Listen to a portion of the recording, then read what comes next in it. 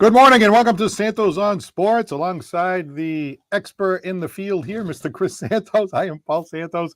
We are happy to be brought to you by Scotty's Pub, 202 Pleasant Street, Fall River, Citywide Glass. 3 locations to serve you at 425 State Road in Dartmouth. Additional locations in the great cities of Fall River and Taunton. And Lakeville Athletic Club located at 325 Bedford Street in Lakeville, where you can play tennis, pickleball, and a whole lot more. Don't forget to give us a call at 774-762-6234 to join the discussion. Oh, I got to open with a little commentary having to do with Chris's boy. Chris's boy, Jason Tatum. Of course, it's easy to talk about Horford and Brown and D. White and Pritchard and all that. We'll get to all that. And Brown taking the team on his back and all that. And Tatum shooting lousy at the beginning. Hey, I've been the biggest Tatum critic, as you know. We've talked about this over and over, right?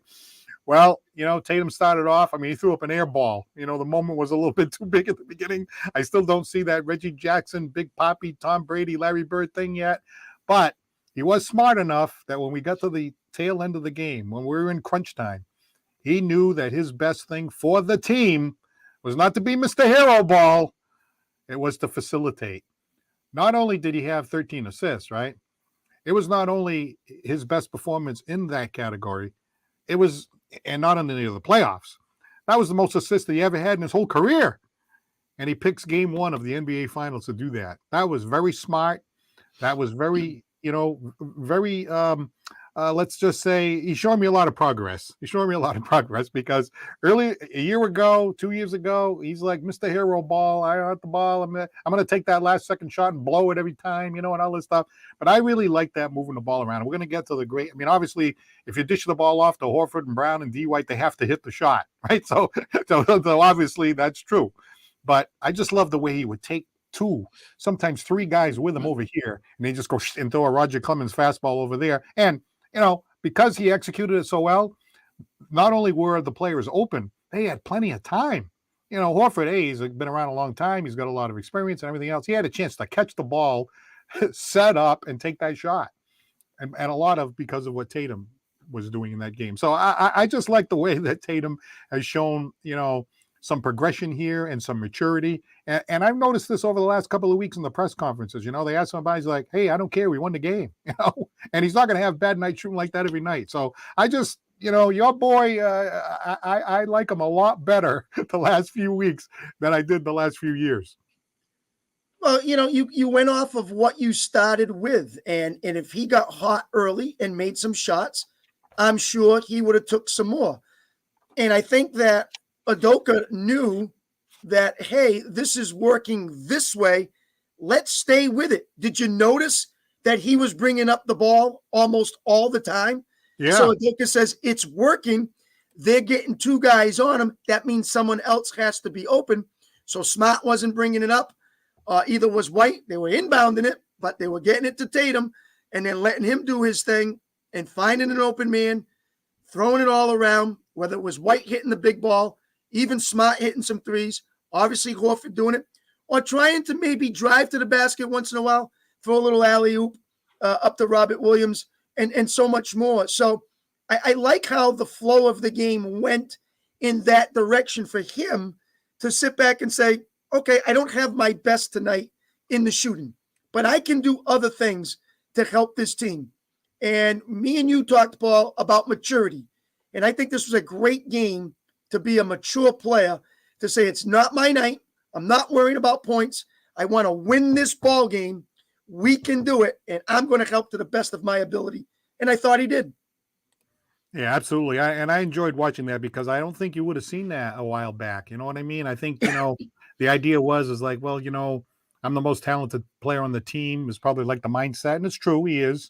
And, and so I got to do like Butler did or whatever. And, hey, hats off to Butler and hats off to Steph Curry. We'll get to him in a moment too. But, there are more than one way to skin a cat, right? Yep. So, the way he performed in that fourth quarter, if you go back and look at the highlights, which I have, most of those shots that were taken by the open player, it was him that had the ball. He's the guy that took everybody over to the left and fired it to the right, or he took the ball to the right and fired it to the left. And he created the opening, and he made what, you always hear, the smart basketball play. For God's sakes, we didn't see that a year ago. We didn't see that. We didn't even see that in November and December of last year. So we're seeing it now. they talk about all the cliches. There's no I in team and all that stuff. But it's press conferences too. He's talking about, hey, I find other ways to help the team. It was off night, and so I just really like the way he played. The way he played. I really enjoyed that. Well, when you're the top scorer on the team, everybody expects every game that you play to be in the 20s and 30s, and it just doesn't work that way. And when it's not working for you, you find a way to grind, and you find a way to keep yourself into the rhythm of the game. And I thought that's what he did perfectly, to set other people up, or maybe find a way to drive himself and get to the free throw line or whatever. He did a couple of Euro steps, and we saw a couple of those moves. And so just to contribute and get a double-double, nothing wrong with that. And as you said, a career high in assists.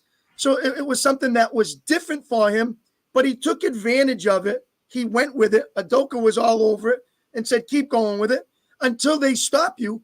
We're staying with this. And they did.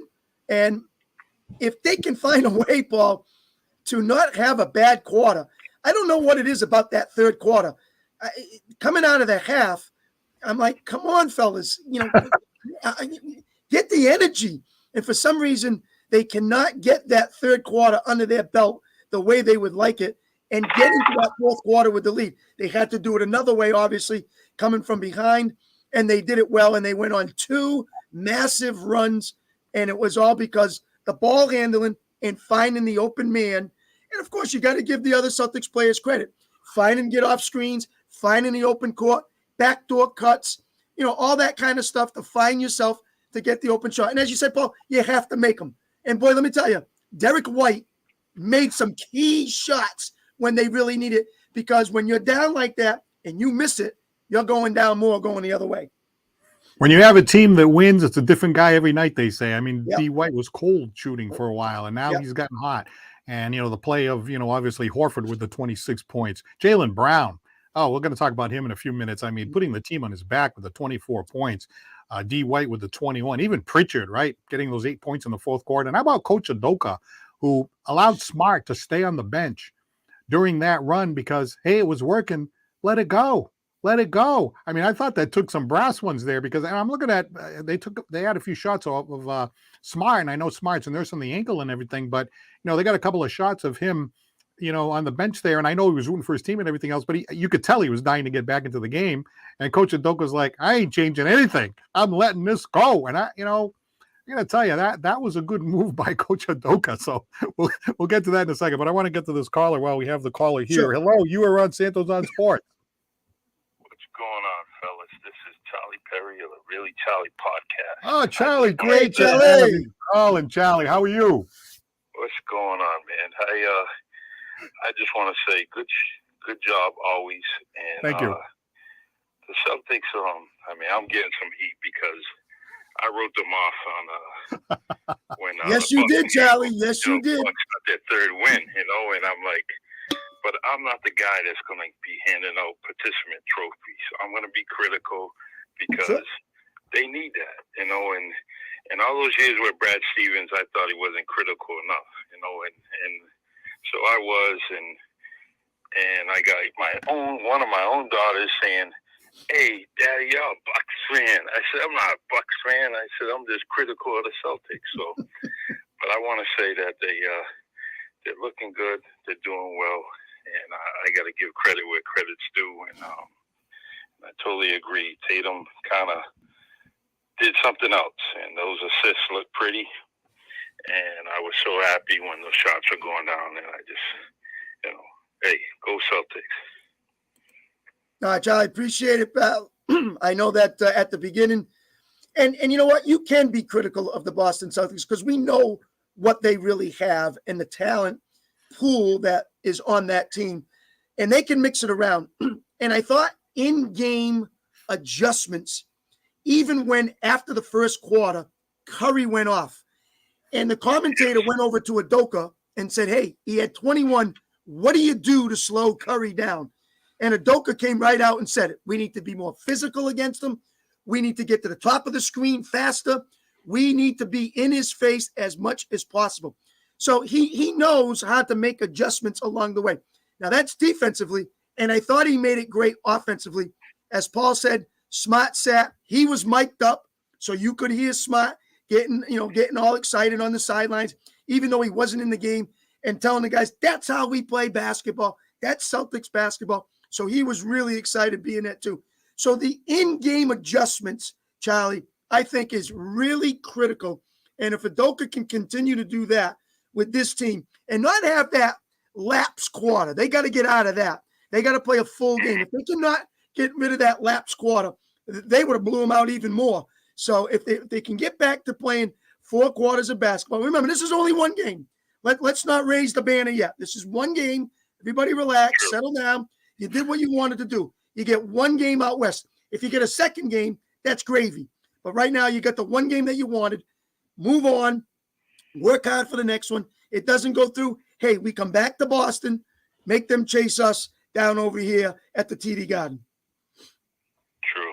I can't wait. It's definitely that was a good game, and it impressed the whole NBA fan base. That first game, everyone was excited all over Twitter, all over the social media. They just was really, really involved in this game as far as NBA fans, and so it's good for all of us. Absolutely. Yeah, you mentioned something in your first comment about how you've been like a Celtics critic, and Chris can certainly attest to myself falling in that category, and Chris too. But my wife was saying to me the one day, she says, "Are you secretly rooting against the Celtics?" I'm like, "No," but like that game where against the Heat, when they almost blew that last game. I mean, they didn't blow the last game, but they almost blew the last game. And Jimmy Butler came down and he threw up that 3, and that ball was in midair.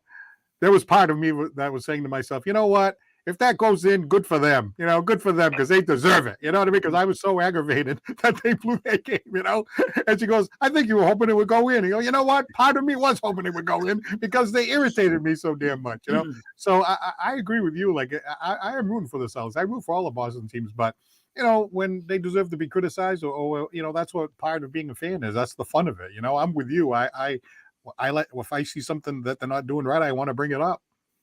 Yeah, and that Jimmy Butler shot was, it's similar to like a kid going into his driveway, stepping into his driveway. His brother or father passes him a ball, and he takes a shot from anywhere in that driveway, and he thinks it's going to go in. Yeah. Well, Jimmy Butler was going down court, and he said, "Oh, this is going to go in. I'm going to shoot it." And he just threw it up there. He thought it was going in. But then again, Al Horford blocked him in that game, pretty good against the board. So he might have been a little resistant about going against him. But then again, he's not afraid of anybody. So he jacked it up, thought it was going in, and it didn't. Thank God. Yeah, luckily. And he had the confidence. I mean, you got to give him credit for having some brass ones for pulling up and taking that shot when he could have easily. It looked like he had a great chance of going for a layup and tie the game. Well, I seen Lucky sitting on the rim and he swatted it away, so that was good. Lucky was, the leprechaun made a road trip. And he went down to Miami and with his well, I won't say nothing, but he was sitting there on that rim and he just knocked the shot away, and I'm glad. But good job, guys. All right. Keep the faith, Charlie. Keep the faith, Charlie. And I'll talk to you guys later. All right. Thank you very much for calling. Have a great weekend. You too. Bye-bye. Thanks, all right, Charlie Perry from the Really Charlie podcast. Thank you so much for chiming in. That was an excellent call. And if you'd like to join the discussion. Yeah, we need Charlie. Keep the faith there, Paul. We I know he's critical, but keep the faith, Charlie. Keep the faith. Celtics, just keep the faith. You can do it. You can do it. I know you're critical, but stay with them. Hopefully they can, make a little bit of a run here. May not be in the second game. Hopefully, again, they put the pressure back on. You look at the matchups. You look who covered Klay Thompson. You look who was all over, obviously, Curry. The pick and roll, very key. Stay up top, stay up high, because, boy, let me tell you, as soon as that ball comes around that screen, man, can Curry release it quickly and really shoot lights out. But if you can get to him at the top of the screen and force him to go by you and drive and go inside, I think you have a better chance. 774-762-6234. Give us a call. Join the discussion. This is a lot of fun when, we get one of our Boston teams going all the way to the end, and we're knocking on the door here for potentially a world championship. Shout out to Milu Peixoto. Thank you for looking in. Augusto Silva. Thank you for looking in this morning on Santos on Sports. Okay, so I wanted to go on that little Tatum thing. Yep. But let's talk about Jaylen Brown, right? It's always been like, sort of like Rice and Lynn when they came to the Red Sox, sort of like a dynamic duo coming up the ranks. And these guys have certainly been the case. And some people have said, well, that Brown, he's right there with Tatum in terms of a talent. Well, I think Tatum's got a little bit more talent. But, and after that game where he missed those 2 foul shots, I mean, for him to really basically – he's the one that started that comeback when he hit those threes. I mean, he really, really took the team on his back, at least partially, along with the help of those other players, and really made that run happen in the fourth quarter. Oh, absolutely. And at the same time, he's going to sit back and say, hey, it's not JT's night. Hopefully it will be my night. So now I'm going to try to make my moves to the basket. I'm going to try to hit my open threes. And then when I have my chance, I'm going to try to do some spin moves and get in there. And if he starts to knock him down, now Tatum says, hey, let him double team me. I'm going to hit Brown, and we're going to make sure he gets his points tonight just as well. So what it is, Paul, it's an execution of a team that's sitting back knowing that if someone doesn't have it that night, don't worry about it. We'll cover for you. It's as simple as that. We'll cover for you. So if a guy went baseball leadoff batter 0 for 5, but 2, 3, and 4 went, 3 for 4, 4 for 5, and 5 for 5, you're covering for that leadoff batter. This is kind of similar there, where Tatum obviously is your top scorer, doesn't have his game on in the shooting department, and now other people step up their game and make shots. And Brown's the first guy on your mind and in your thoughts to say he's next in line that's going to be the scorer for this team. Now, when you add in what White gave you, 21 points, 26 from Horford. You add in what Smart did. All the rest of it is just like, oh, this is awesome because, even if Brown misses a shot, they can always go back to the other guys. And now Tatum can find, when he's double teamed, the open man. And how many times did we see it? It doesn't mean they're going to make the shot, but he found the right person where no one's on them and they were making the shots. Yeah, I look back at those clips and, there were so many times where he would just go, kind of hard to the basket, but not all the way to the basket. That's another criticism. He should go to the rim more often. He should be more physical and all that. But he did take 2 players with him, and they would even be the beginning of the third guy collapsing. And then he just turn around and throw like a Nate Eovaldi fastball over to Horford, who was wide open. There was nobody within like 3-4 feet of him.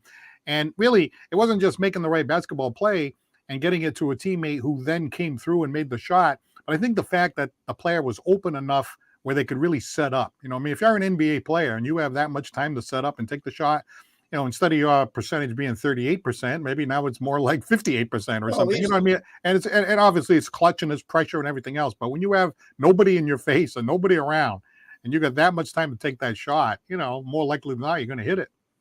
Well, listen, in the Miami series, both Brown and Tatum were criticized heavily for turnovers. If you remember that, criticized heavily. I mean, I got people saying there was more turnovers by the Celtics than there were at Mars Donuts. That's how much I was getting from the fans around here. So that weren't Celtics fans. So they were sticking it to us and they were letting us know that. But at the same time, those guys always have the ball in their hand because they're the producers, whether they're taking the shot or whether they're passing it. So, yes, they're the ones that are going to get called for most of the cough-ups or turnovers. So if Brown, who sometimes when he goes driving in there, loses that handle an awful lot. So he's got to be careful when he's in there. But he's got control, and that's what I like. When he spins to the basket, he has great body control to hit some of them turnaround jumpers. He has great body control to hang in the air and things like that really developed his game. That's different than Tatum's game. Tatum's more of that slasher shooter type where Brown likes to really hit it hard and do some more creative moves. So if they eliminate the turnovers, which is tough for them because they have the ball in their hands a lot, and they were very critical in that Miami series. This is only one game. They got to keep going, and hopefully they don't do it a lot game 2 and the rest of the way. Well, I'm glad you brought that up because, in that last game, I think between the two of them, Brown and Tatum, they had something like, I want to say maybe 11 or 12 turnovers. Yes. Yes. And in this last game, Jaylen Brown had 4. And again, given the fact that he had the ball a lot and everything else, that was a marked improvement. How about Tatum? Only 2 turnovers the entire game. Now, you can say, yeah, he only shot, what was it, 3 for 17 or whatever it was. Yeah, he had an off shooting night, and I'm sure that he's not going to have a night like that every single night the whole series, okay? But, you not turning the ball over, that's as important as, making a shot or not making a shot, because especially if you turn the ball over in the open court and it results in a 2-on-1 the other way, that's an automatic basket. And sometimes it's an and one. Yep. So how many points you turn the ball over 12 times? How many points does that turn into? Oh yeah, absolutely. And so, when you give up easy hoops, now you come back down and you're trailing. So now your mind starts to think more and more, I don't want to turn this ball over. So you make yourself a little bit more predictable in what you're going to do. And still you make a pass. And we saw many times Jimmy Butler just go across, pick it off, go right in. So let's hope that it sticks to 4-2. I will take that every game from Brown and Tatum compared to 14 total like they were doing in Miami. 774-762-6234. Jump into the fray and talk sports with Chris and Paul Santos here on this kind of a rainy Saturday morning. So let's talk sports here. Let's talk Celtics. Let's talk sports and have some fun this morning. Now, Mark Sylvia is on this morning, and he says Brown has been aggressive. I love it. Next game will tell you a lot. The question is, are they going to be content with that one in Oakland and come out flat, or do they show the killer instinct and go for the jugular? Well, this has been a problem in the past. So you look at the last couple of series, they'd have a game and everybody's like, how about this guy and how about that guy? And this guy's great and this guy's fantastic and that guy's unbelievable. And then the next game, they just come out and lay an egg, right? They have an opportunity here to really, really put that knee on the neck and get ahead 2-0, winning 2 in San Francisco. Are they up for that one? I can't see why they wouldn't be. I mean, I think they got to be really excited about what happened in game 1, knowing that now, hey, we've been down against Golden State. We came back in their place.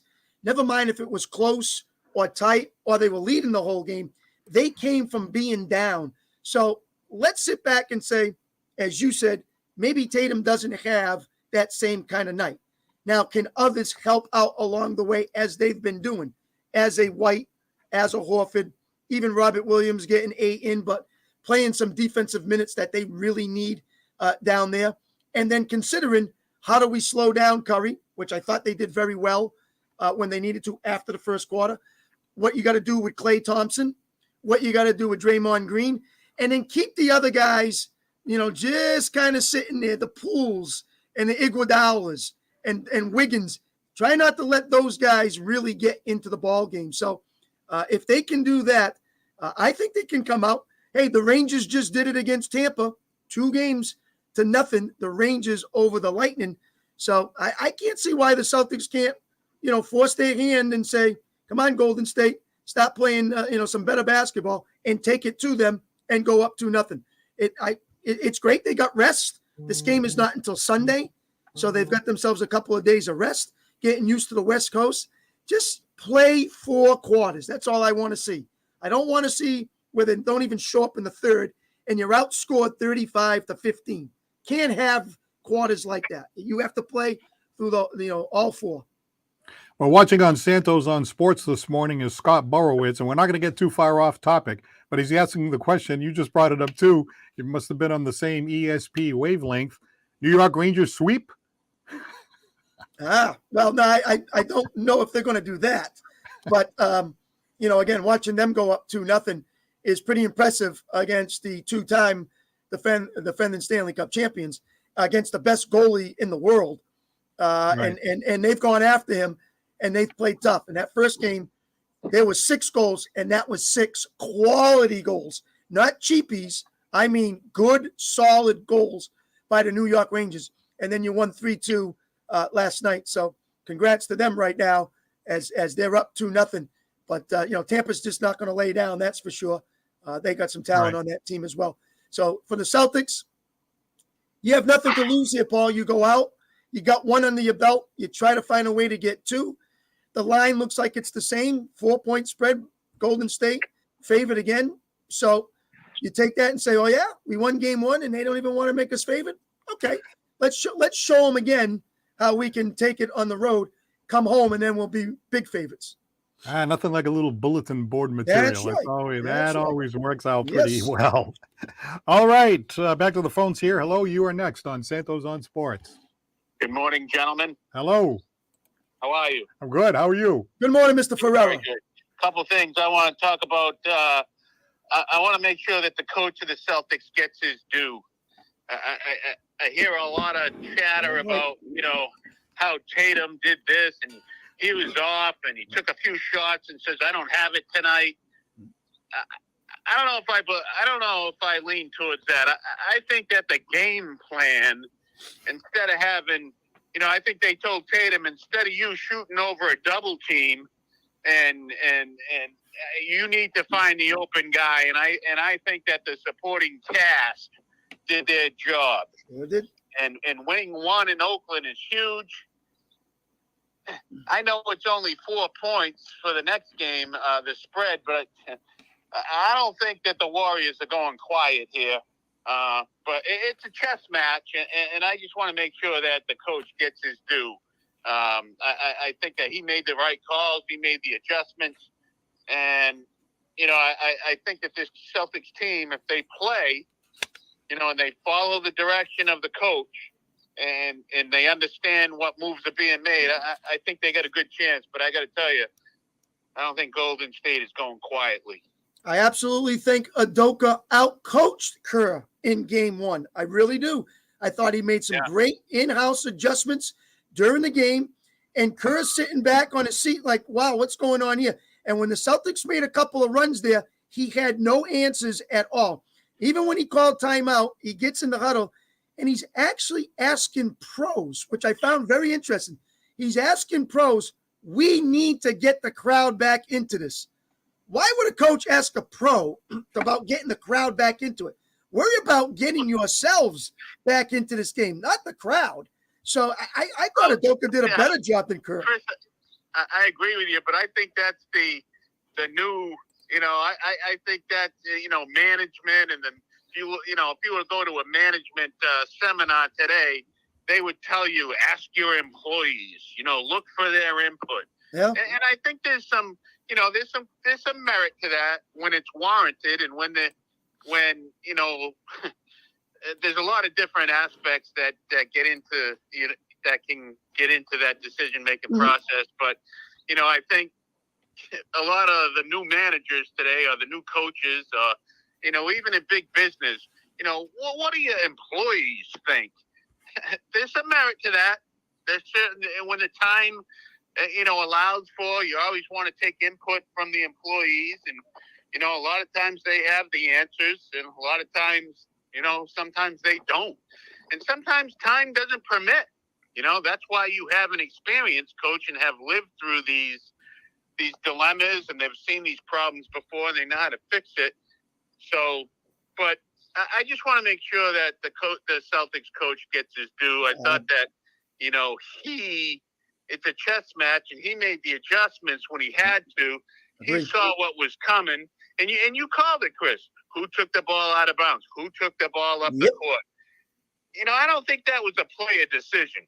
I don't think Tatum stands up and says, okay, fellas, give me the ball out of bounds and I'm going to find the open guy.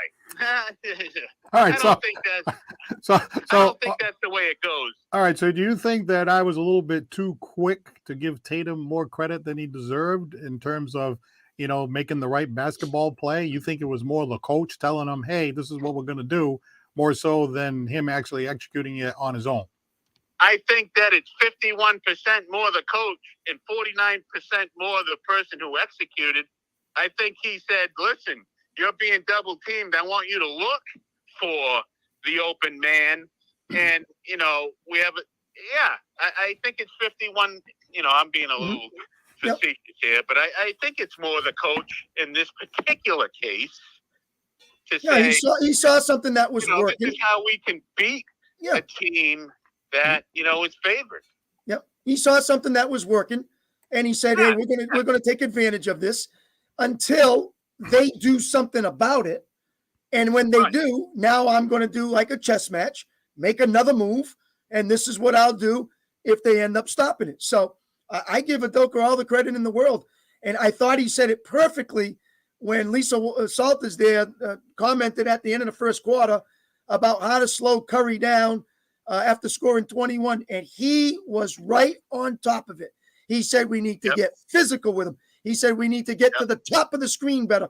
He had all the answers that I wanted to hear for that second quarter. And Curry laid a big fat goose egg in that second quarter. So that was nice to see. And at the same time, the Celtics did and responded with what he said. So if that's what's going on, that means to me he knows what he's doing and the team is following. And that's all you can ask for when you're a head coach. That's right. Yep. Yeah. How about that decision to leave, like, Smart there on the bench? Smart only played like under 3 minutes in the fourth quarter. Now I know he has the twisted ankle and so forth, or the banged up ankle. But still, a lot of coaches might have thought, okay, he got a little bit of rest there. Let's get Pritchard out of there and D White or whatever, although D White was hot. But Pritchard, certainly somebody that you would say, okay, he got his minutes in, he got a couple of shots. Let's get him out of there and get Smart back in there. But no, it was working. It was working. Yeah. They were hot. The run was working. Yeah. And I thought it took a lot to say, you know what? I ain't touching anything. I'm letting this thing burn itself out first. Let's see what Golden State does now to make an adjustment. Do they not double team Tatum? Do they say, okay, let's see if Tatum can put this team on his back and maybe make some shots, and maybe they don't double cover him now. Maybe they make an adjustment. Let's see what the Celtics coach does to counter these moves. It's a chess match. I really haven't enjoyed the NBA for a few years, and I am kind of enjoying this chess match. Me too. Coaching stuff. It's if you look past all the other stuff and just kind of see what these teams are doing and what the coaches, it's very, very intriguing and entertaining. Hey, before you go, I wanted to toss out to both you and Chris something that I noticed, because I was talking about how I love to stay up and watch all the post-game press conferences and stuff. But what about Draymond Green basically saying, hey, you know what? Look, he had the score sheet in front of him. He's like, okay, 26 from this guy, Horford, 21 from, D White, another 8. That's not going to happen every night. You know what I mean? They're going to be all right. Don't worry about it. Basically talk about billboard material, calling out the bench and saying, no, those guys aren't going to do that every night. I'm not worried about it. Wow, that was quite a comment. I think he's right. I'm not sure if he should go on national television and say it, but I think, he's a player. He's a tough-minded guy. He's a tough player. Plays physical. Very important role with that team. Kind of leadership role with tough guy. And he's kind of calling out his players a little bit about, if you're double teaming Tatum and, Pritchard's making 3-pointers like it's raining, maybe somebody's got to switch. I don't know. He's kind of right. I'm not sure the Patriots and Bill Belichick would allow their players to go off like that, but hey, let's see what happens. He said it. He meant it. Let's see how the Celtics answer. Well, let me ask you this. 4 points, 11 rebounds, 5 assists. You think he needs to worry about his own game before he starts worrying about what the other Celtics are doing? Maybe a little bit of that as well. All right. Well, then, I would worry about my own game right now. Yeah. We better worry about who he's covering and all that. The supporting cast played their role, played it well, and won one game. Yes. This is going to be a battle, I think. Yeah, I'm looking forward to game 2, because the first thing I said when they stepped on the court and they got the tip off, my first thought was, who is guarding who? That's all I wanted to see. I want to see matchups. So now the first thing I see is Smart on Curry. And I went, whoa, okay, here we go. Defensive player of the year against the best shooting guard out there. Great. What a matchup that is. All right, let's look at the next one. And I kept going down the line. Now you start to see is, all right, what's favorable for the Celtics offensively? So now I come out and say, okay, who can match up and who can take who? And that's the next thing you look at. So I'm sure Udoka's doing the same thing. And then when Kerr went to the double team, now it's okay, who's the two guys doubling Tatum, and then who else can we get? So quite thrilling, quite interesting, quite a great chess match to find out who's covering who's guarding who, and then obviously game management once it gets going. You know, that first quarter matchup of Smart on Curry didn't work out very well for the Celtics. Well, the high pick and roll didn't get on him earlier. Yep, And, they found a way in the second quarter. Yeah, I mean, again, chess match. You know, do players say, "I'm getting on him earlier," or does the coach say, "You need to get on him earlier"? Yep. I don't know. In the pros, whoever's making those calls, you know, it's really entertaining to watch. Well, when you come off a pick and roll like that, and Udoka said we need to get over the top higher, which means you got to get over to that side and get up in his face so he doesn't take that quick three. Or we say on the pick and roll, I can lay back. What I mean by lay back is you don't want the guy to get by you, so you kind of give him a little bit of space. But when you're Curry, who's the greatest shooter out there, you got to get over the top. You got to be aggressive. Yep. You got to get in his face. Yep. And he said they were going to do that, and they did that. So I think it was him that's reminding them, hey, fellas, make sure when you get over the top, you get over high and you get in his grill. And I think, you know, this just, you know, the coach has influence over his players and can get them to do it. That, you know, that's a wonderful thing. That's leadership. Absolutely. And it's a nice thing to see. Butch, thank you very much for the call, as always. You're welcome, fellas. Keep up the good work. Thank you very much. Thank you, sir. All right, 774-762-6234 if you want to jump in there. I got to ask Chris something here. You know, the officiating in that last game, was it me or was like the officiating just great in that game? I didn't notice anything. I thought it was the best officiated game that I've seen in the playoffs so far. All right, so I'm not dreaming. I'm watching that game, right? And I was always more of a hockey fan than a basketball fan, but I really enjoyed the basketball over the last few years, as we talked about before. There was a stretch of time in that second half where they came down, we came down. They came down, we came down. It was like I was watching a hockey game. Mm-hmm. It was just great, up and down, up and down. No, I mean, and they were showing replays, and you could see that there was some, you know, the hand we were talking about the last time, the hand would brush against the chest, or the hand would brush it slightly against the elbow. They weren't calling any of that ticky-tack crap. Now, I understand there was a stretch there where it was you take a three, you hit it. We take a three, you hit it. You take a three. So there wasn't a lot of contact when you're pulling up taking threes. But still, they weren't calling all that ticky-tack crap. And what they gave the one there. Yeah, there was the one that Curry didn't like. They called him for an offensive. Right. He pushed off with the forearm. That one. And Curry was disgusted. He didn't like the call. Yeah. And everybody showed it again, and the announcer said, "Oh yeah." Mark Jackson's like, hey, listen, he pushed off. There was times that Brown came back. His arm was kind of stiff there as he was going. Yeah. And then the one when Jaylen Brown came back, made a big block from behind. Yeah. Robert Williams doing the same thing. So there was a lot of toughness, and sometimes it gets called, and sometimes we're letting them play. But I really thought it was a pretty decent officiated game. I really did, and it was nice to see a lot more playing ball than everything is whistle, whistle, whistle, whistle. And now you're worrying about if the officials are taking over this game.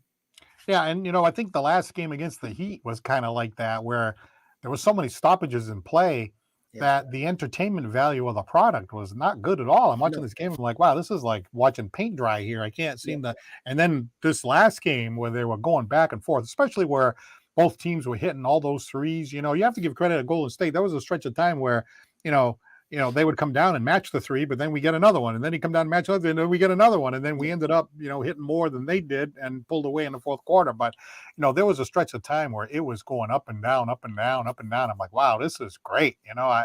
They could find a way to make this like this all the time. Hey, if you leave it like that all the time, eventually players will take advantage of it, and they'll start smacking each other, banging each other around. So then you got to kind of draw the line somewhere. But the entertainment of the product, and Butch had mentioned it during the call, I'm enjoying the basketball, as much as the hockey, and I was always a bigger hockey fan.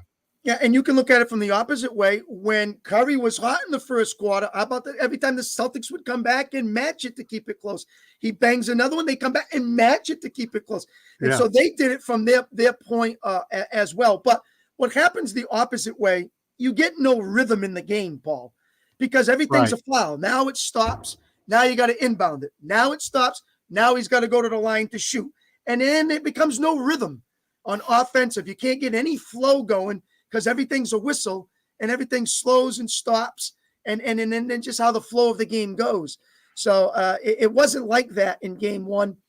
Let's see what the officiating looks like, obviously, in game two. And then how much more physical will the game be? You can look at it from that point too, as well as more aggressive defensive styles compared to maybe being a little bit more laid back. So we'll see how that is. Now, Golden State is not known as a tremendous defensive team. They're more of that, they like a high-powered offense. So they're not, besides maybe Green, the most physical type. And maybe that's why the game was run a little bit smoother. So be curious to see how they come out in game two defensively. One of the things that we noticed during the game when we were actually watching the game in real time was the fact that after Curry went off the way that he did, the Celtics were still within like 4, Yeah. And I was thinking to myself, oh my God, Curry has basically gone bananas. And I got to tell you, obviously a Celtics fan and everything else, root for the Celtics, root for all the Boston teams. But I know Curry, of course. We all know Curry. Everybody's seen him play in all the finals and everything else. But, don't really watch a lot of regular season games and stuff like that. Although I did put on a game one night just for fluke. I put him on and he scored 50 points. And my son, who's a big Steph Curry fan, he was like, I told you, Dad, the guy's freaking unbelievable. Best 3-point shooter of all time and all that. Yeah. So I'm watching him and I was enjoying watching him, right? But then I thought to myself, wow, Tatum had a terrible he even threw up an air ball. The first quarter, Tatum threw up an air ball. I'm like, oh God, is this how it's going to be? Tatum had a terrible shooting night, our best player, arguably, and their best player, Steph Curry, goes bananas, and was still within 4. I thought that was like, wow. That's why at the end of the third quarter, they were only down 12. It wasn't like they were down 22. They're only down 12. That's like a couple of 3-pointers away from you're right back in the game. So, I thought that was really telling when our best player was shooting terrible, their best player was shooting lights out, and they couldn't put us away. No, and it could have been a lot worse. And what happened in that second quarter to really calm things down, to get back to what they needed to, and then get to the half by 2 or 3, whatever they were down.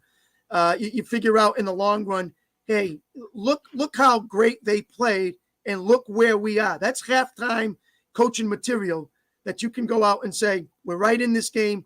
Let's get going. I still got nervous and worried because I did not like that third quarter where they just came out not flat, but nothing getting going and just working for them.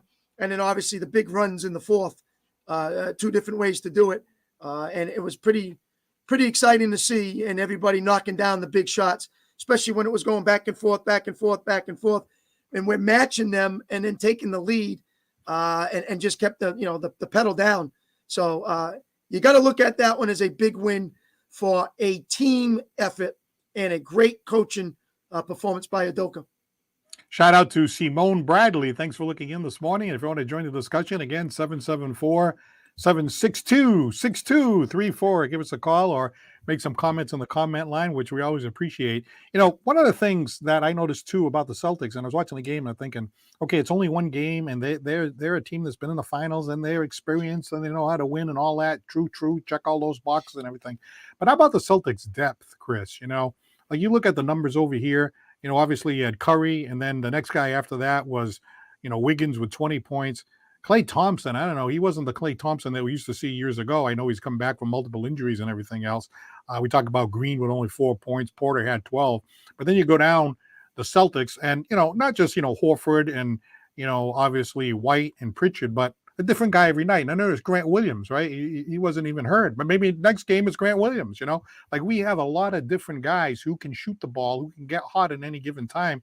And I think a lot of these other teams aren't as deep as that. Am I off on that? Well, I thought that was one of the things that would help Golden State, personally, would have in Green, Wiggins, Looney, Poole, Porter Jr., Iguodala, some guys that, can really have equal depth to the Celtics. I actually did think their depth off the bench was equal to Boston's. I didn't think Boston had more. So I'm very curious to see how much the Celtics' depth on their bench outperforms Golden State. I think that's a big tale in this series. Which team has better production from their bench players. I think that goes a long way because you know that Curry's going to get his and Clay's going to get his, but it's the guys when you need to have coming off. Can Pritchard match it? Is Looney going to match it? Is Wiggins going to shine? Is Williams going to shine? So you look for those guys coming off the bench to really help out. So I thought Golden State is equal in that department. I think you're right, Paul. I think they have good depth.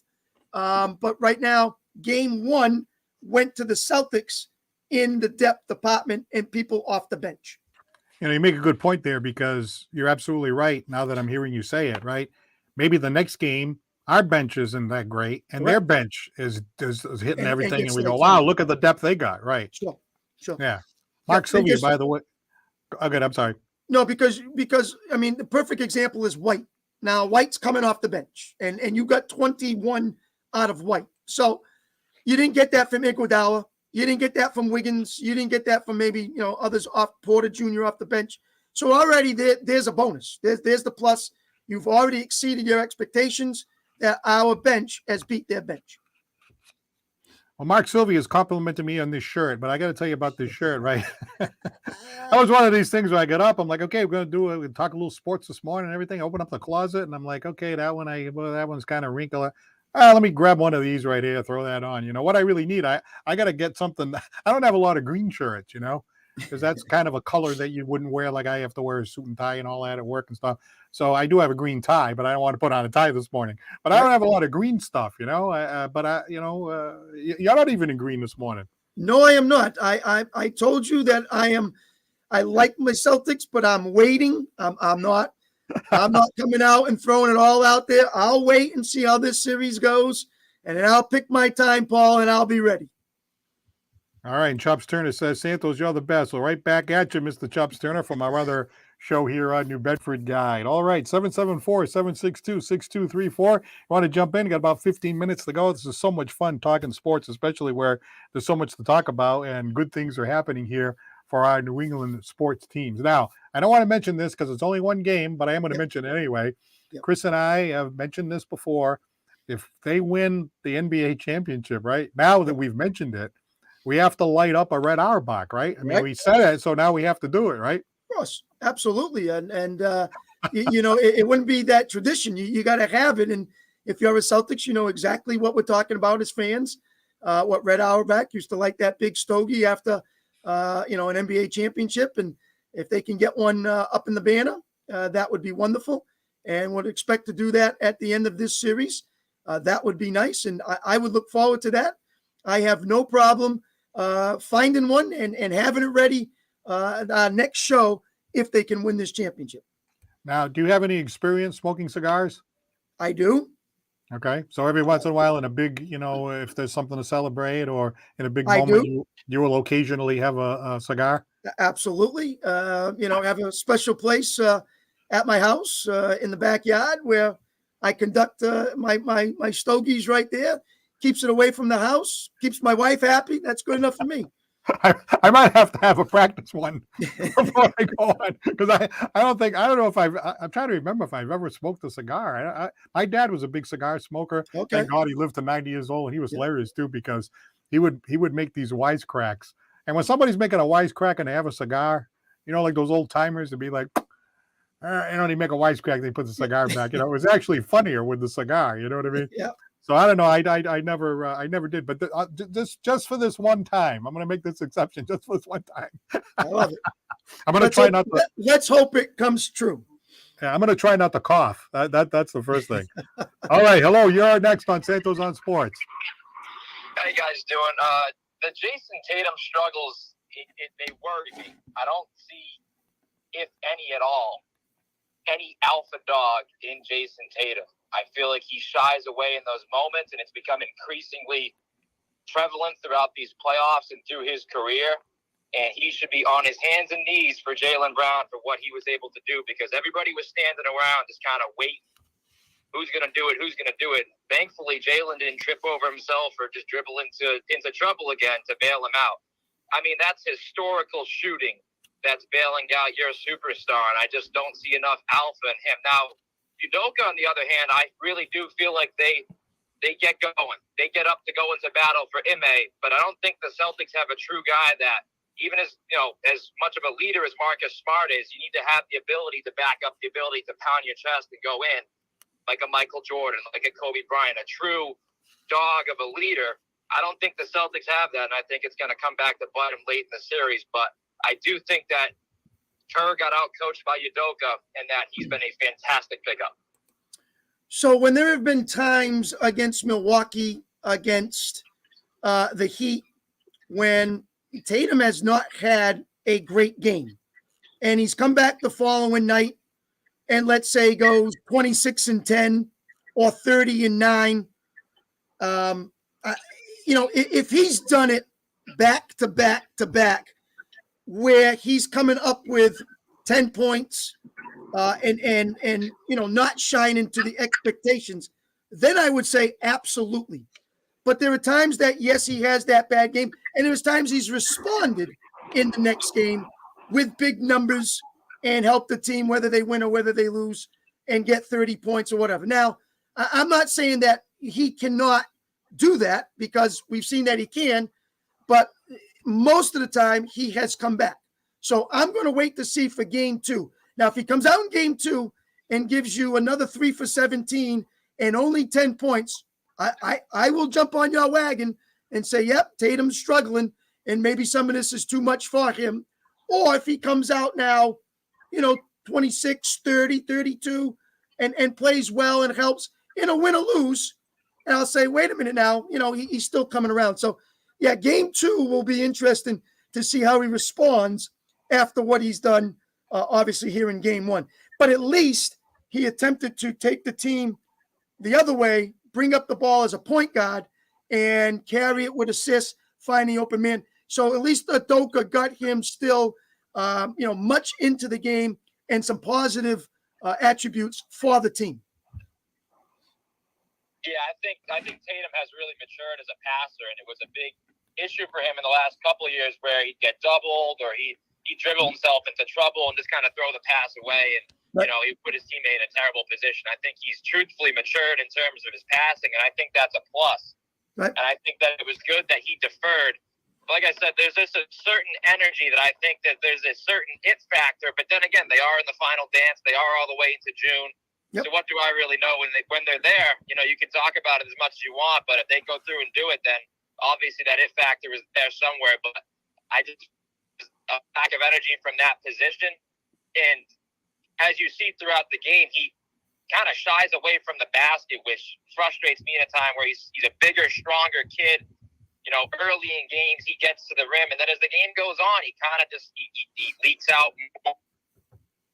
I agree with you in the sense that, I've always been a critic, and hey, the man is talented. If you ever see the game in person, you just kind of watch him, you're like, wow, the talent that this man has at that age, tremendous. You know what I mean? And, that big thing about not being the alpha dog and all that, I think you really saw that at the beginning of the game. I mean, his shots were terrible. I mean, he's throwing up air balls, and I'm like, oh my God, this guy, he looks like he's nervous, And you see like the Larry Birds and the Big Poppies and the Tom Bradys and all that, they just live for that. They just love that moment. And he hasn't shown me that. And that is true. During the season, every time it came down to the last shot, he blew the last shot.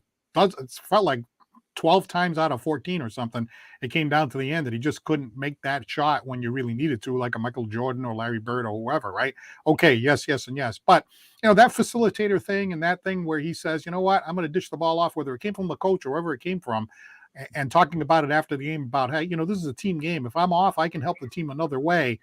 That might settle him down. And as Chris said, sometimes after a bad game, he'll come up with a game where he really says, you know what, I'm gonna take over for a quarter here. Yeah, against Brooklyn and against Milwaukee, there were some games there where Tatum went shot for shot with Giannis, and it was 3-pointers, and he was hitting, and I was a fan. I thought that was a step.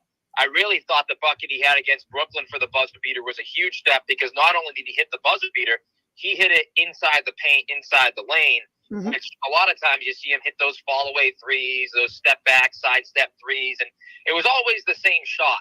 He's a very creative scorer. He does a lot of things very well, quarters 1 through 3, but it almost seemed like he would get lulled into and get a little tight and just, ISO a guy and fall away with a 3. it was nice to see him doing different things throughout those games in big moments. But then against Miami and leading into this, you could see the tightness starting to he's getting rewound. So hopefully, that rough game, but still getting credit for passing. And you have a rough game. And then not to mention you steal game one, you steal it on the road against the team who was, favored by a lot of the major analysts out there. A lot of people picked the Warriors, including myself. They come out, they steal one. I think you're playing with house money now. You sprint back to Boston with that victory, and you're very happy with it. You only can hope that, even if they can't, regenerate that shooting that they had that was historically good in that game, you don't expect Jason Tatum to do that. Even if late in games he still might be a little tight, at least you'll get 25 to 30 from him in consideration, which should put you in a position to win any basketball game. Yeah, I have to agree with you there. And when you're playing with house money, now that gives you more opportunities to sit back and say, okay, how do I find a way to take game two? We have nothing to lose, and we go after it hard. And I'm hoping that's how the Celtics play. And they play 4 quarters, not 3.5, not 3. They go out and they give a good performance, win or lose, and have some momentum, taking that, coming back home to Boston, and see how that goes. But, these late night games, 9 o'clock starts, takes its toll on some of these viewers too. So, hopefully that 8 o'clock tomorrow makes it a little bit easier for us. But let's hope it's a good one for Boston in game number 2. I appreciate you guys taking my call. I'm hoping for Al Horford for a finals MVP, but go C's. Thank you. All right. Thank you very much. Call again. That was an excellent call. Absolutely. All right. So, the thing that used to frustrate me, Chris, was that we talked about before, especially when we go back to November, December, and even into the beginning of January, and used to talk to me about it, that whole ISO ball thing. Yeah. And, he would take the ball, even at the end of the half and at the end of the fourth quarter, he'd get the ball. There'd be 20 seconds left, but 24 on the clock, on the shot clock. So we knew that we were going to get the last shot. And he'd just stand there and dribble it and dribble it and dribble it and dribble it. People all running around, he'd dribble it. And he had no intention of passing it to anybody. You could tell, And then he'd dribble. Then with 1 second left, he'd blow the shot. Yep. And he was doing that at the end of the half. He was doing that at the end of the quarter. And then at the end of the game, he was doing that. I'm like, well, you just stop doing that? Oh, that just used to drive me crazy, And so I hope we don't see that in some other game, where, hey, if it's game 6 and the Celtics need a basket and he's double teamed, kick it to the open guy. Don't force that. I think if it was to win the championship, it would be tempting to throw that ball up there. It would, because, imagine having an opportunity. That's everybody's dream, playing in the driveway to win the NBA championship with that shot. Would he kick it out in that situation? Would we want him to kick it out in that situation? Well, if he's double teamed and D White's open or whoever's open and they're hot that night, give it to him. What difference does it make as long as we win, Yeah, I'm looking up here and I'm trying to see in the series with Milwaukee, the Heat, even Brooklyn, close games, Paul. I mean, close games. 100 with 2 seconds left, or 102, 103 with 5 seconds. Not much of that going on to really say, as you call the it factor, to really make one down the stretch. So I'm trying to find a score here that I could sit back and say, well, hey, this was a close one, and look what he did here. But it hasn't been like that often in these playoffs. It's been kind of win pretty good in one way or lose pretty good in the other way. Maybe a couple of here and there. But if that's going to come up in a championship, which it usually does, hopefully they do the right thing and they win it down the stretch. Whether it's him taking the ball and scoring, whether it's him dishing it off and finding the open man, whatever it is, but at least do it in a creative way, Paul. That's all I care about. I don't want the ISO ball. I don't want that. I want a creative way to make a good play, whether he goes in, finds the open man, high pick and roll, whatever it is. It's not this, 10 seconds, 5 seconds, and then step back and try to shoot. I just want a creative play. That's all I care about. Well, Mark Sylvia says, I agree 100% with everything that last caller said. He's right on it. And Mark, and Mark, he hasn't been a Tatum fan right at the beginning, but he's seen the light a little bit more with Tatum and kind of been on his side a little bit lately. So if he makes, the move in game 2 to get back to, his 30-10, things like that, that would make people happy. Hey, listen, you're just not going to have a great game every time you step on the court. And that, and that's what fans think the guy should every time he does. But at least he made up for it in other ways to help this ball club, sneak out a win in Oakland and go up 1-0. And that's what it's all about. Find a way to win. The thing that I really like was the human aspect of it. What I mean by that is that, these guys are young. They have tons of unfathomable amounts of money, 24 years old, all kinds of adulation and everything else. And, Tatum, it seems to me in those recent press conferences, I like to watch the press conferences. It really feels like he's saying to himself, you know what, I just want to win this championship, and whatever I have to do, I don't care about the numbers. And I think, it's one thing when they say it because they're supposed to say it, but I think he really means it. He really saying, you know what, I just want to win this damn championship. You know what I mean? Because, hey, that gets your monkey off your back. If you can win one at 24, then you don't have to hear like the Dan Marino knuckleheads and everything else. You have to be on a great team to win the championship. You can be the best player there ever was, and if you're not on the right team, you're not going to win. So if you can get that monkey off your back so you don't hear that, oh, Tatum never won the big one, all right, just win it now. I think he understands that, and I think that whole, no I in team thing, I can see the wheels turning, and I like a lot of what he's been saying. Yeah, and let's not forget too, Paul, we don't know everything about these players. We don't know how much Smart's foot is hurt. I know Tatum had a stinger early on. Let's look at the Bruins, for example. Double hip surgery for Brad Marchand. Double hip surgery. What Tuukka Rask had for surgeries. He's going to be out for like 9 months. Charlie McAvoy and Matt Grzelcyk, both going to be out for 6 months with shoulder surgery. So, you're playing and you don't know all the ins and outs of what these ball players really have until the season ends, and sit back and say, well, he's going to have some surgery to get it too. So, we don't know what's really going on. And that could be the same play, not just the Celtics. Obviously, every team has all this too. And it kind of makes it interesting when you go back as the season ended. So now that the Bruins season's over, you're watching 3 major players who are going to be out the 6 to 9 months with major surgery. That's a little scary because, It is. the NHL, it's not like the old days where 16 out of 21 made the playoffs. You get 16 out of 30. You got to be a decent team to make the playoffs, and you don't want to dig too much of a hole, before we get to the playoffs. So we'll see what happens with that. But to your point, right? To your point, we don't know what's going on with them, as far as the ankle and this and that. How about their personal lives, right? That too. How many times have you gone to work and something's going on at home, or something happened, or something to family or something, and you're not 100% right or whatever? D. White having, his wife having that first baby. Correct. That's a thing, maybe in the back of his mind, he's thinking about the baby, his wife or this and that, maybe something happened and, in a relationship or something, people have breakups or this or that, and all right now. Now again, you say, well, poor thing, he's making $1 billion. Well, yeah, but they're still human. They still have lives, and a lot of things happen that we don't know about at all that could be going on off the court too. That we expect them to go up after a game. Imagine every day after work. I remember this, and we're going to go because we're going a few minutes overtime here. But I remember a colleague of mine, Peter Thomas, as a matter of fact, always enjoyed sports, basketball, everything else.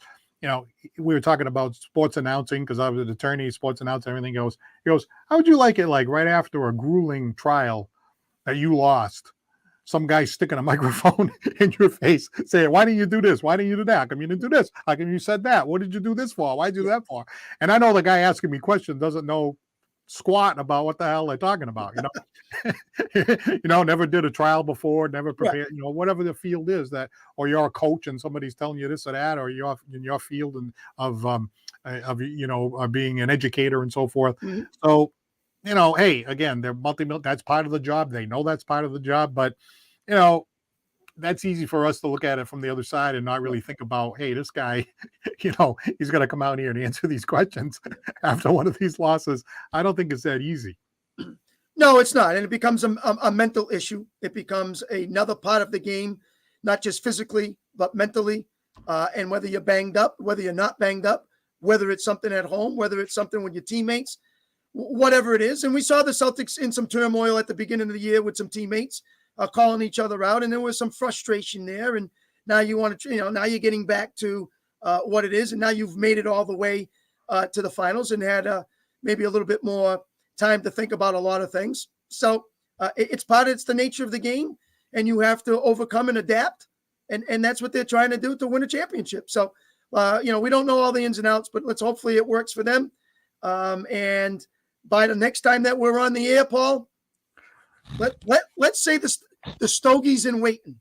All right. I'm glad they're putting like 3 days in between each day because I think the next show, it's only going to be fourth game or something. And so it'll be, we'll get a couple more weeks out of this. So that's always a lot of fun. All right. Again, we want to thank our sponsors here, Scotty's Pub, 202 Pleasant Street, Fall River, Citywide Glass, with 3 locations, not 1, not 2, 3 locations to serve you at 425 State Road, Dartmouth, others in Fall River and Taunton, and Lakeville Athletic Club, 325 Bedford Street in Lakeville, where you can play tennis and you can play pickleball. Thank you so much for those gentlemen for supporting Santos on Sports.